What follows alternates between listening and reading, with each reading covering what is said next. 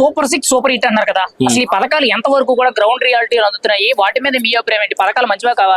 Super 6 అనే మధ్యతరగతి కుటుంబం, దిగు కుటుంబం చెందిన ప్రతి ఒక్కరికి కూడా అందుతున్నాయి.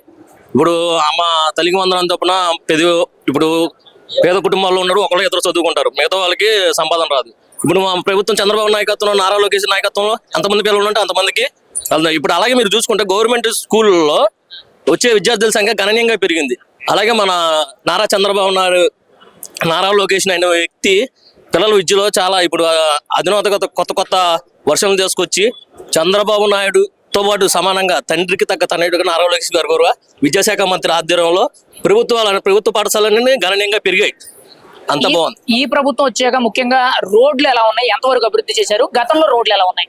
గతంలో చూసుకుంటే రోడ్లు ఎక్కడా లేవు. ఇప్పుడు మన ప్రభుత్వం వచ్చినాక రోడ్లు కూడా బాగా వేస్తున్నారు. అలాగే ఎక్కడ గుంత గడపడా దాన్ని బాబు గారు ఒకటే చెప్పారు, మీ ఎమ్మెల్యేనా ఎంపీలైనా ఏదైనా కలెక్టర్ల బాధ్యత, మీరు జాగ్రత్తగా రోడ్లు వేయండి. కలెక్టర్ చెప్పాను, కలెక్టర్తో ఇప్పుడు ఎక్కడ చూసినా కానీ గుంతలు వేసే బాగానే ఉంది రోడ్డు.